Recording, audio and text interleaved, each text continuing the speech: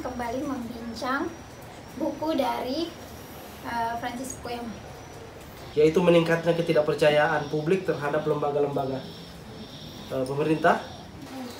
Nah, kalau pendidikan? Pendidikan menjadi salah satu yang akan menolong bagaimana nanti tatanan sosial itu dibangun kembali. Nah, akhirnya untuk konteks kita di Indonesia, ya, Great Disruption itu mungkin persoalan moral, ya, persoalan moral.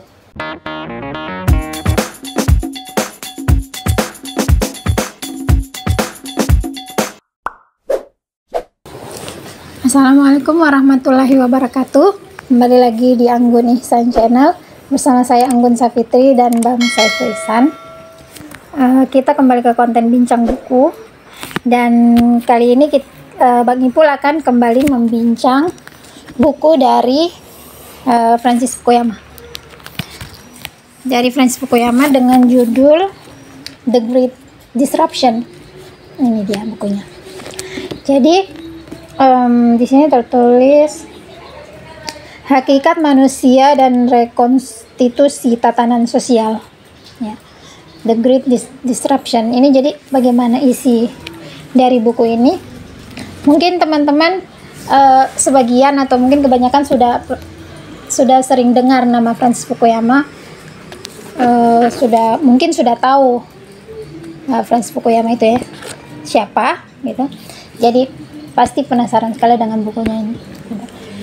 Jadi langsung saja saya silakan kepada Bang Ipul untuk membincang bukunya.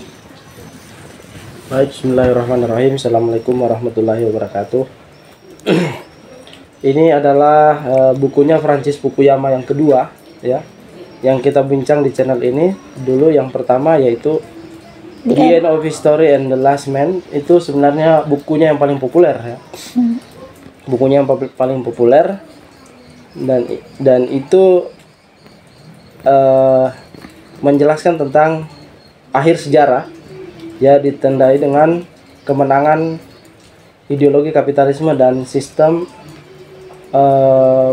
demokrasi liberal. Dan the last man yang dia maksud di situ adalah manusia terakhir yang hidup adalah manusia yang kehidupannya itu berdasarkan pemikiran ilmiah, ya, berdasarkan hasil-hasil riset. Jadi masyarakat modern. Ya. Nah, ternyata kemenangan demokrasi liberal itu bukannya tanpa masalah, dan itu sebenarnya bisa kita baca dalam buku ini, ya, karena ini buku ditulis setelah buku itu.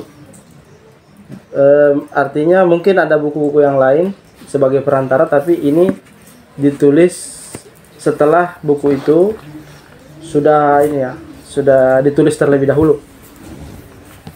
Dan yang menjadi model utama dalam ukuran kesejahteraan, ukuran masyarakat modern itu adalah Amerika Serikat sendiri beserta negara-negara Eropa yang maju, ya. Nah,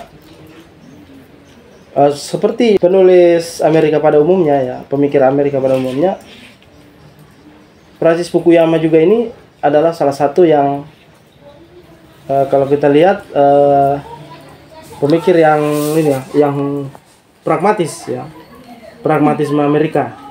Kalau Jerman kan terkenal dengan idealisnya, ya. Jerman dengan idealisnya.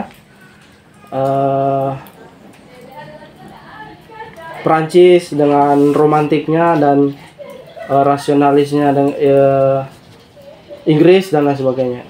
Realistisnya Inggris, idealisme Jerman, ya. Itu, ya, sekitar itu pemikiran, gaya berpikir, ya. Nah, buku ini sebagaimana dengan sangat rasional, ya, karena ini buku ditopang oleh hasil survei, dan The Great Disruption ini kalau di sini dibahasakan adalah kehancuran besar, ya, kekacauan sosial. Jadi ukuran-ukurannya apa, ukuran-ukuran dari kehancuran besar itu dalam suatu negara modern, ya. Ada beberapa indikator. Yang pertama, yaitu meningkatnya ketidakpercayaan publik terhadap lembaga-lembaga pemerintah. Ya. Yang kedua adalah ikatan keluarga yang semakin merosot, ya. Banyak tingginya angka perceraian, kemudian banyak hubungan di luar nikah, anak yang lahir tanpa ayah. Jadi seperti itu. Kemudian yang kejahatan, ya, kejahatan tadi. Kemudian hubungan keluarga. Oh iya, sorry. Pertama ketidakpercayaan itu terhadap lembaga negara, kemudian yang kedua kehancuran keluarga, yang ketiga adalah apa sudah tadi? Ketiga, meningkatnya kejahatan. Ya, kejahatan itu pun ada berlevel-level. Nah, asumsi yang dijadikan buku ini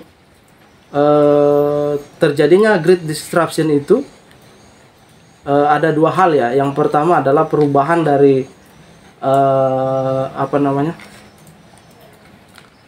sistem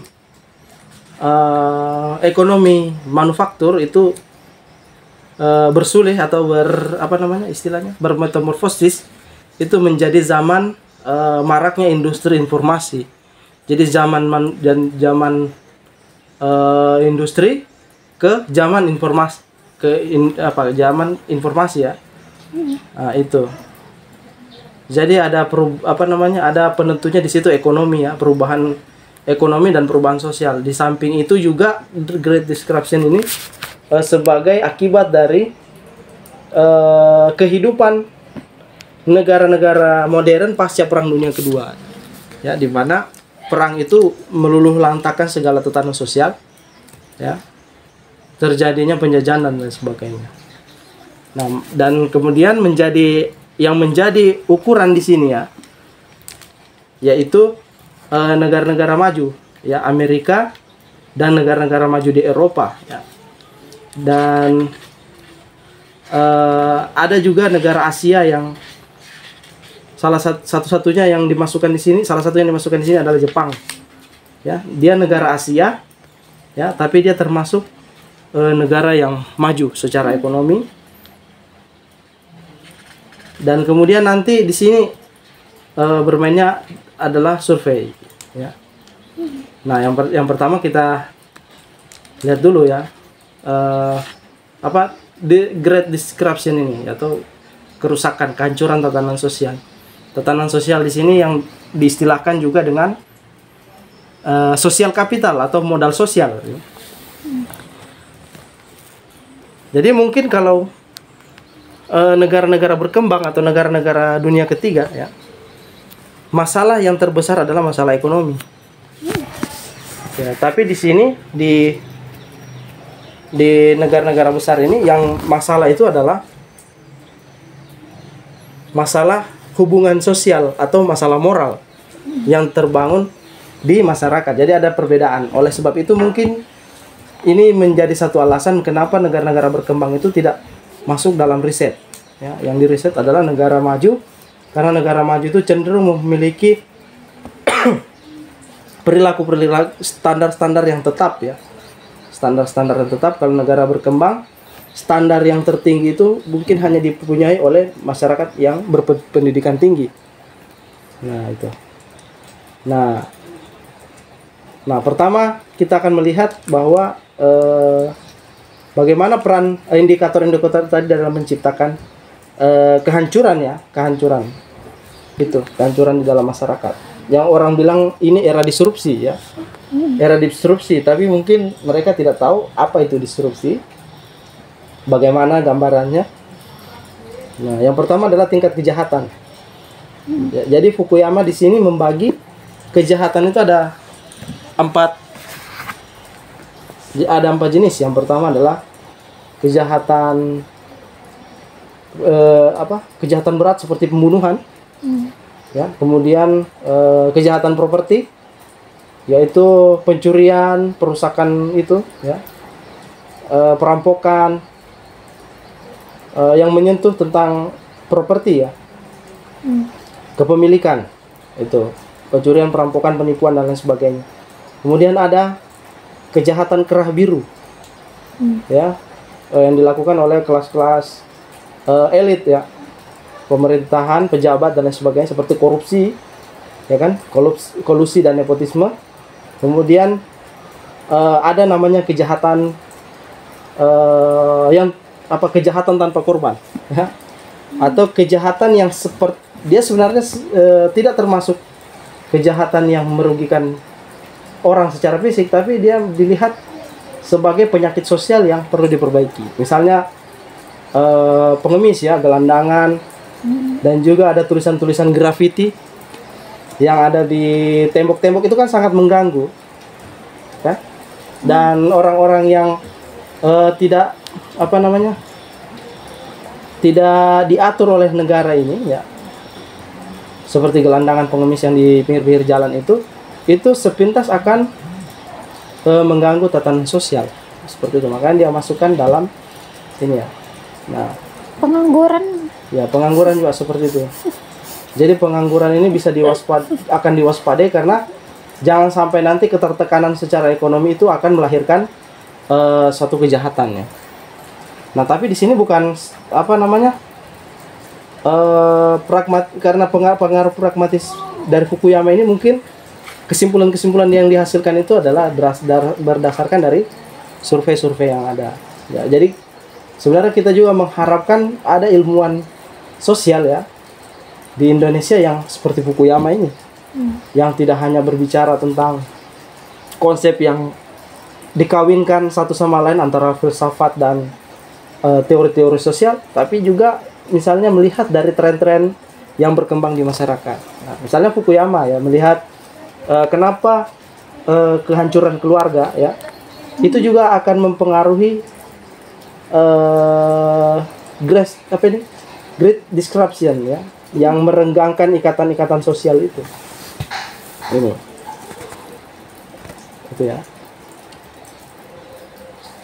Nah, karena, ya, ada banyak hal, ya. Jadi keretakan keluarga itu membuat adanya pola-pola perubahan dalam keluarga, ya, misalnya perceraian, ya, perceraian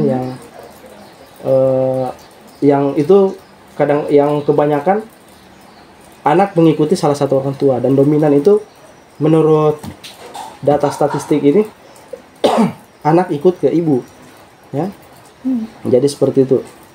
Nah, dalam pembagian nafkah keluarga kan kebanyakan dari keluarga modern itu dan juga keluarga tradisional, yaitu ayah mencari nafkah dan ibu yang mendidik anak. Nah, begitu terjadi perceraian, ya, itu pola keluarga berubah, ya, dan mengharuskan perempuan mencari nafkah bagi kehidupan dia dan anaknya, ya, dan juga beban negara untuk menanggung, ya, istilahnya di dalam istilah Fukuyama ini negara menggantikan ayah dalam proses pencarian nafkah itu. Nah, seperti itu, ya. Kalau di Indonesia mungkin kita sulit akan membayangkan negara mengambil alih keluarga yang retak itu. Kalau di negara-negara maju. Kalau negara-negara maju, negara mengambil alih. Nah, maka di negara berkembang seperti Indonesia itu sulit diukur, sulit ditentukan karena kejadian yang seperti itu. Tetapi sebenarnya bukan kasus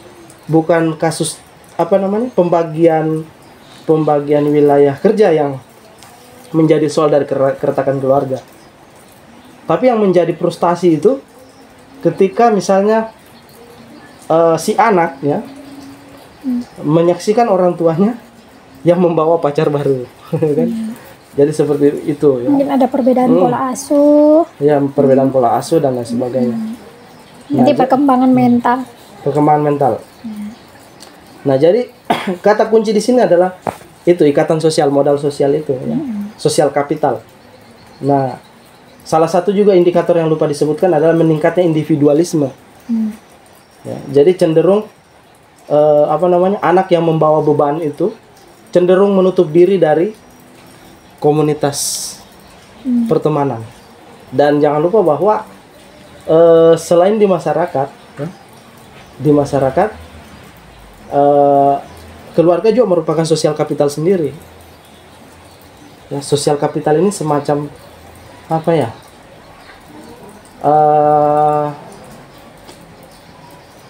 Sesuatu yang membuat orang itu merasa membutuhkan ikatan sosial ya. Kalau secara singkatnya kita sebut modal sosial. Ya, ketika seseorang punya modal sosial, misalnya dia mau maju calon politik ya, calon pemimpin, tapi dia harus memiliki modal sosial. Modal sosial itu adalah kemampuan ya, terkait kemampuan dan kebutuhan akan ikatan sosial itu sendiri. Nah, itu dari segi kehancuran keluarga. Dan memang kehancuran keluarga ini juga memicu ya meningkatnya fenomena itu, perempuan yang masuk ke dalam pasar kerja ya, dan itu membuat persaingan pekerjaan dengan laki-laki dan lain sebagainya. Dan di sini ditentukan dari itu ya, survei. Dan apa yang sebenarnya membuat, faktor apa yang paling membuat itu ya kehancuran sosial itu? Apakah ekonomi? Ya. Nah, itu tadi kita sudah lihat tentang kehancuran keluarga ya, dan kejahatan. Nah, kejahatan ya. Kalau pendidikan? Pendidikan menjadi salah satu yang akan menolong bagaimana nanti tatanan sosial itu dibangun kembali. Jadi seperti itu. Ya. Jadi di sini apa istilahnya? Untuk melihat itu ya, indikator-indikator yang diukur oleh Fukuyama itu, di belakangnya ini ada apa istilahnya? Ada appendix ya, appendix seperti itu. Jadi yang utama yang terjadinya kehancuran itu. Nah, yang paling menentukan di sini sebenarnya budaya. Ya, budaya. Di sini ada apa istilahnya? Jadi yang menjadi, kita kembali lagi, yang jadi ukuran sebenarnya tatanan sosial ya, yang tatanan sosial yang hancur gitu. Jadi ada pertanyaan-pertanyaan, apakah the Great Disruption itu disebabkan oleh kemiskinan dan ketidakadilan? Jadi berdasarkan survei ya, berdasarkan itu riset bahwa kemiskinan itu menyebabkan terjadinya misalnya menghancurkan sosial kapital. Karena kemiskinan itu bisa dalam hal tertentu itu meningkatkan satu kebutuhan akan interaksi sosial. Jadi seperti itu ya. Seperti itu. Nah, yang menyebab kemudian ada lagi kesejahteraan dan keamanan yang semakin besar. Apakah Great Disruption itu disebabkan oleh kesejahteraan yang keamanan yang lebih besar? Nah, ini seolah-olah pertanyaan kebalikannya ya. Kenapa keamanan dan kesejahteraan itu bisa menyebabkan disrupsi sosial? Karena keamanan ekonomi misalnya, kesejahteraan, orang yang sejahtera cenderung bersikap individual. Ya, nanti kita akan melihat bagaimana kapitalisme itu ya, gaya hidup kapitalisme yang mementingkan individu itu nanti yang akan dicurigai sebagai penghancur moral karena individualisme tadi ya. Nah, justru ini sebenarnya yang bisa berpotensi besar ya untuk melahirkan disruption itu, karena keamanan. Orang yang merasa aman jadi tidak perlu lagi dia membangun satu kesepakatan sosial bersama. Jadi ingat bahwa di dalam sosial kapital juga itu ada norma ya yang bermain ya, yang menyebabkan kita itu bisa saling bersepakat untuk menciptakan keamanan bersama. Dan kebijakan di sini disruption disebabkan oleh kebijakan-kebijakan pemerintah yang salah. Ya, ini jelas ya. Kebijakan yang salah itu jelas juga akan mempengaruhi terciptanya satu masyarakat yang renggang ya, masyarakat yang tidak memerlukan istilahnya kesepakatan bersama untuk membangun moralitas bersama. Jadi seperti itu. Ini. Tapi kalau misalnya di sini Fukuyama memberi catatan kalau paradigma kiri ya itu memang memberikan poin utama ya yang membuat kehancuran masyarakat itu bersumber dari kebijakan yang salah. Maka kebijakan adalah satu-satunya hal yang paling urgent ya, yang paling besar pengaruhnya terhadap kondisi masyarakat. Misalnya pemerataan ekonomi, kan? Nah, tetapi di sini yang paling menentukan bagi Fukuyama adalah budaya. Budaya. Jadi budaya yang dibangun dalam masyarakat, nah itu sebenarnya yang sangat menentukan. Mengapa orang-orang yang berasal dari daerah-daerah pedesaan ya itu cenderung memiliki sosial kapital yang bagus ketimbang yang ada di perkotaan. Karena kenapa? Ada budaya, ada kesepakatan moral yang berasal dari nilai-nilai kebudayaan itu. Nah, nanti akan dibahas di ini ya, sebab-sebab yang lain ya. Dan ini ada surveinya ini ya. Ada grafiknya ya. Grafik yang sangat menentukan mengapa great disruption itu terjadi. Dan yang paling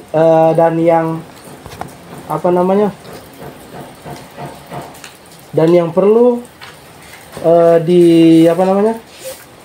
disadari bahwa ketika dampak dari pasca Perang Dunia Kedua itu menyebabkan jatuhnya sosial kapital ya, hancurnya sosial kapital, yaitu norma yang dibuat dan disepakati bersama itu tidak bisa dibiarkan begitu saja, tapi menurut Fukuyama itu harus dibangun kembali ya, harus dibangun kembali dengan menyadari apa yang disebut dengan norma ya, apa yang disebut dengan norma yang berkembang di dalam masyarakat. Nah, dan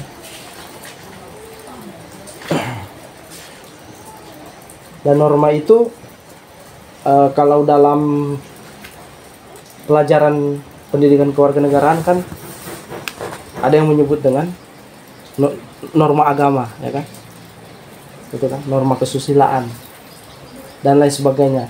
Jadi agama itu bukan satu-satunya sumber moral. Ini sepertinya pandangan ini ya sangat sekuler ya, sangat sekuler, seperti ada bukunya Richard Dawkins yang mengatakan bahwa moral itu, agama bukanlah satu-satunya sumber moral. Nah, jadi untuk membangun tatanan yang hancur itu ya, yang perlu disadari kata Fukuyama adalah sistem moral tadi. Ya kan, seperti itu. Ini sistem moral yang itu diperlukan untuk membangun tatanan sosial. Dan salah satu tadi itu budaya ya, budaya yang disebutkan tadi. Ada perbedaan antara budayanya orang Cina ya dengan orang umum pada umumnya ya, orang Eropa ya, orang modern. Orang modern itu ya, dia kadang ya, ini faktor yang di luar dari kehancuran keluarga. Nah, kadang kehancuran keluarga juga itu ini analisis samping ya, yang tidak dominan. Kalau yang dominan kan kehancuran keluarga itu mempengaruhi kehancuran masyarakat. Karena masalah-masalah yang terjadi di keluarga itu cenderung terbawa keluar, dan rasa trauma, rasa individualisme yang berkembang di keluarga itu juga terbawa-bawa ketika berhubungan dengan kerja sama sosial masyarakat untuk menjaga moralitas bersama. Nah, tetapi ada juga pola yang diperhatikan oleh Fukuyama, ya pola samping istilahnya, yaitu ketika satu masyarakat satu keluarga retak, maka anggota keluarga itu biasanya cenderung lebih mudah membangun sosial kapital di luar keluarga daripada membangun sosial kapital di dalam keluarga. Nah, sosial kapital ini sekali lagi itu ya, keinginan untuk membangun satu komitmen bersama untuk menjaga penjagaan itu ya, tatanan sosial. Nah, berbeda dengan orang Cina. Orang-orang Cina itu dominan ya, kata Fukuyama, itu tidak pandai dalam membangun sosial kapital di masyarakat, tapi mereka itu sangat menjunjung tinggi sosial kapital di keluarga. Jadi ada cenderung rasa tidak percaya ya kepada yang di luar keluarga, karena kepercayaan yang tinggi itu di intra keluarga. Jadi seperti itu. Jadi mereka termasuk mempercayakan bisnis kan, itu terutama dalam keluarga. Jadi itu ada kekhususan dalam tatanan sosial dan moral ya. Jadi untuk tatanan masyarakat yang hancur ya, dengan meningkatnya kejahatan, ketidakpercayaan terhadap lembaga publik, ya mungkin karena lembaga publik juga tidak menjalankan perannya. Nah, itu kan semacam kepolisian ya kan. Kepolisian bisa menjadi tidak dipercaya ketika dia misalnya dalam mengurusi kejahatan tidak maksimal ya kan. Atau ada hal-hal yang misalnya diabaikan, misalnya kejahatan yang tanpa korban tadi itu, yang susah diidentifikasi, susah dimodifikasi ya. Misalnya pengangguran ya kan. Pelaku tulisan grafiti itu bagaimana cara untuk menertibkannya ya kan. Sedangkan tanda larangan saja mereka pilok-pilok kan. Nah, seperti itu. Nah, dan juga untuk mengukur tingkat kejahatan ini, kalau dalam Fukuyama itu sebenarnya tingkat kejahatan ada dua indikator. Yang pertama adalah laporan polisi, yang kedua adalah kejahatan yang sebenarnya. Jadi tingkat kejahatan yang seringkali diukur itu adalah tingkat kejahatan yang berdasarkan data kan, yang itu biasanya diambil dari jumlah laporan polisi dari masing-masing distrik ya. Padahal kejahatan yang secara umum itu bisa jauh dari itu. Nah, bagaimana caranya membangun sosial kapital yang hancur akibat dari Great Disruption ini? Akibat kejahatan, ketidakpercayaan terhadap lembaga, dan kehancuran keluarga. Yang pertama adalah menyadari itu sumber moral. Moral ini dari mana? Ya kan? Jadi Fukuyama membagi garis. Ada 4 sumber. Ya. Yang pertama dari kesepakatan sosial yang dibangun secara terus-menerus. Yang kedua dari agama. Yang ketiga dari aturan-aturan negara. Yang keempat berasal dari nilai budaya. Jadi dia bikin 4 garis, ya kan? Garis rasional dan irasional, ya kan? Rasional dan irasional, melintang dan membujur itu dari bawah atau dari atas yang hierarkis. Jadi menurut dia, ya, yang rasional dan yang hierarkis, ya, yang masuk akal dan yang berasal dari atas itu adalah sistem hukum. Moral yang berasal dari sistem hukum. Kalau yang dari atas ya, yang terstruktur tetapi irasional, itu berasal dari agama. Ya, gitu kan? Nah, kemudian ada juga yang berasal dari bawah, tetapi dia rasional, itu kesepakatan sosial. Tapi ada juga yang moral yang berasal dari bawah, tapi dia irasional, itu berasal dari budaya. Jadi budaya itu punya peranan yang sangat kuat, walaupun dia irasional ya, tidak masuk akal. Tetapi budaya-budaya yang berkembang di masyarakat itu cukup untuk memperkuat terjadinya satu sosial kapital ya. Misalnya kalau di masyarakat pedesaan kita di Indonesia itu ada itu ya, tradisi-tradisi NU yang menghidupkan apa istilahnya? Yang menghidupkan tradisi-tradisi semacam selamatan, maulidan atau barasanji, yang itu bisa, tradisi itu bisa menghimpun masyarakat dan menciptakan satu komunitas yang bisa diajak menjadi satu komunitas masyarakat yang bisa saling bekerja sama. Di situ sudah terbentuk sosial kapital. Nah, ketimbang misalnya di perkotaan yang karena sibuk ya, jadi ini nanti akan dilihat Fukuyama sebagai fenomena masyarakat yang modern dan masyarakat yang keluarga yang modern dan keluarga yang tradisional. Dalam keluarga yang tradisional, kita hubungan sosial kita itu ditentukan oleh hal-hal yang irasional ya. Kita mentaati anggota keluarga, ayah misalnya, karena dia bapak kan. Salah atau benar dia, karena dia bapak, karena dia wajib dihormati, karena dia orang tua dan sebagainya. Tapi kalau dalam keluarga modern itu cenderung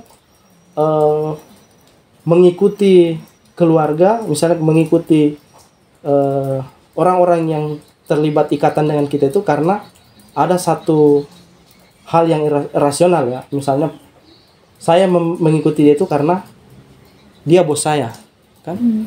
Jadi ada alasan kenapa kita mematuhi dia, ada alasan rasional. Jadi itu pembedaan. Nah, jadi mungkin ini kalau dibincang terlalu banyak ya. Nah, akhirnya untuk konteks kita di Indonesia ya, Great Disruption itu mungkin persoalan moral ya, persoalan moral yang seringkali kita melihatnya sebagai fenomena agama semata ya. Misalnya kalau orang yang tidak bermoral itu adalah orang yang jauh dari agama. Ya, padahal mungkin kita bisa meminjam analisisnya Fukuyama ini, bahwa orang yang tidak bermoral itu banyak faktor-faktornya dan banyak bentuk-bentuknya. Misalnya sekalipun dia bermoral kelihatannya baik, sopan tuh, kan? Tapi ketika dia pejabat publik dan membuat keputusan yang sesungguhnya itu bisa memiskinkan publik, itu kan juga adalah kejahatan moral. Ya kan, seperti itu kan? Nah, misalnya seseorang yang masyarakat yang sopan ya, yang kelihatannya agamis kan, seperti itu, tapi dia dalam praktek ekonominya itu misalnya ikut terlibat dalam penimbunan, itu kan moral-moral yang relatif ya. Yang kita lihat moral itu karena mentang-mentang hanya berdasarkan dari agama saja, maka orang-orang yang agamis itu sudah pasti memiliki moralitas yang baik, padahal belum tentu. Dia bisa dilihat dari ukuran-ukuran itu ya. Dan yang menarik di sini adalah bahwa ini juga bisa menjadi rekomendasi ya bagi para, mohon maaf ya, para mubalik misalnya, dalam melihat masalah di masyarakat itu mestinya berbasis riset ya, sehingga bisa melihat masalah keagamaan itu juga tidak jarang merupakan masalah sosial. Jadi memperbaiki satu masyarakat tidak hanya berdasarkan asumsi kepercayaan masyarakat itu sendiri, tapi bagaimana masyarakat itu membangun ikatan-ikatan di internalnya sendiri. Jadi itu saja yang mungkin yang bisa kita bincang dari ini ya. Mungkin di awal-awal kita tidak terlalu fokus, karena memang ini penelitian yang rumit ya. Ini sangat akademis sekali. Dan di sini buku ini di belakangnya itu ada appendix yang berbicara tentang survei-survei data-data ya, data-data yang berkembang di negara-negara itu, negara-negara maju. Kalau menurut versinya si Fukuyama ini antara lain Amerika ya,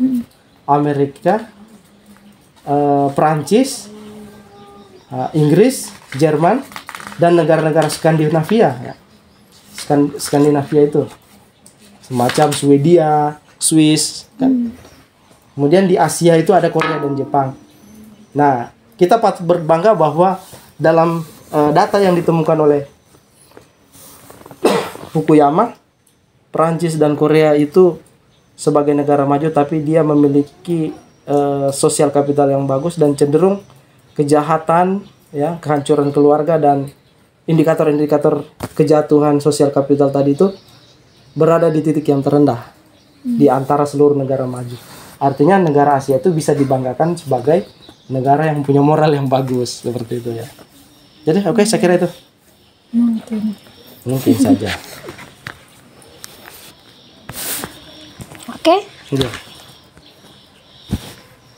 Cukup sampai di sini. Ya, cukup. Kalau mau dilanjutkan ini panjang. Panjang sekali karena belum kita berbicara tentang bagaimana merekonstruksi tatanan sosial dalam skop ini ya. Karena ini kan dia berdasarkan itu ya. Apa? Riset tadi. Riset. Ya. Jadi kalau kita mau bedah satu-satu, itu riset tadi kita percepat tadi. Dan belum lagi kita berbicara tentang bagaimana untuk menjabarkan riset itu saja butuh waktu. Iya. Dan juga nanti di akhir ada moral yang berasal dari apa yang secara filosofi ya, yang dibahas oleh Fukuyama. Jadi ada di sini ada filsafatnya sedikit. Moral yang berasal dari gen. Jadi ada filsafatnya, ada argumentasi tentang evolusi manusia yang juga berbau-bau sains alam ya. Di akhir-akhir ini. Ya. Oke, saya kira itu saja. Iya, ini sebenarnya ini agak rumit ini kalau dibincang hanya dalam waktu setengah jam atau 20 menit, 15 menit, 20 menit ini tidak akan bisa mewakili sebenarnya apa sebenarnya yang dimaksud Fukuyama di sini di buku The Great Disruption ini. Jadi sebenarnya teman-teman memang wajib mesti baca ya. Mesti baca sendiri dan lihat sendiri bagaimana ini di pesan online ya, di pesan online di penerbit Kalam. Bagaimana hasil penelitian itu, hasil riset itu di sini dicantumkan semua. Dan sepertinya ini memang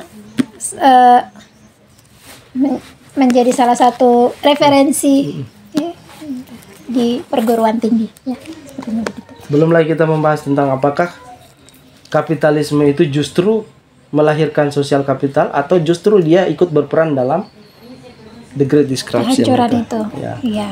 Ya, kesimpulan yang paling kesimpulannya yang singkatnya bahwa kapitalisme tidaklah serta-merta ya menyebabkan Great Disruption, karena kapitalisme itu, tradisi kapitalisme itu punya moral sendiri memang yang berbeda dari standar moral kita. Misalnya begini, Adam Smith itu ya dan lain-lain itu menteorikan bahwa ketika masyarakat terlibat dalam satu transaksi, itu setidaknya mereka sudah lebih bermoral ketimbang membiarkan barang itu bertukar secara tidak baik, misalnya perampokan dan lain sebagainya kan. Tapi kan kita belum sampai kepada penjelasan tentang bagaimana dalam praktek ekonomi itu ada istilahnya dominasi, ya, ada istilahnya monopoli perdagangan. Itu mungkin nanti akan kita buat di konten tersendiri. Ya. Mungkin kita akan cari bukunya yang lain.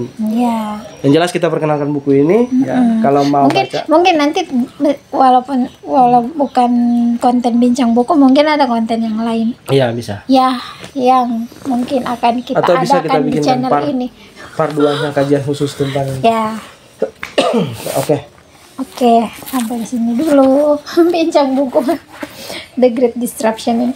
Ini karena tidak tuntas ya. Nanti kalau misalnya teman-teman bilang kita butuh part 2-nya ini, boleh silakan langsung di kolom komentar. Dan ini coba lihat, ini wajib sekali teman-teman miliki ini. Silakan pesan dan baca kalau bisa. Kalau memang tadi ada kesalahan dari penyampaian Bang Ipul, boleh langsung dicantumkan di kolom komentar. Ya. Kesalahannya apa? Oke, sampai di sini dulu. Ini buku yang rumit dan memusingkan sebenarnya. Saya yang mendengar saja pusing, apalagi dia yang membincangnya. Oke. Sampai di sini dulu bincang buku The Great Disruption. Kalau teman-teman ada permintaan misalnya buku apa yang akan dibincang di video-video kami berikutnya, silakan langsung cantumkan di kolom komentar mau buku apa dan penulisnya siapa. Nanti akan kami usahakan adakan bincang bukunya. Terima kasih sudah menonton video ini. Selamat membaca. Salam literasi. Assalamualaikum warahmatullahi wabarakatuh.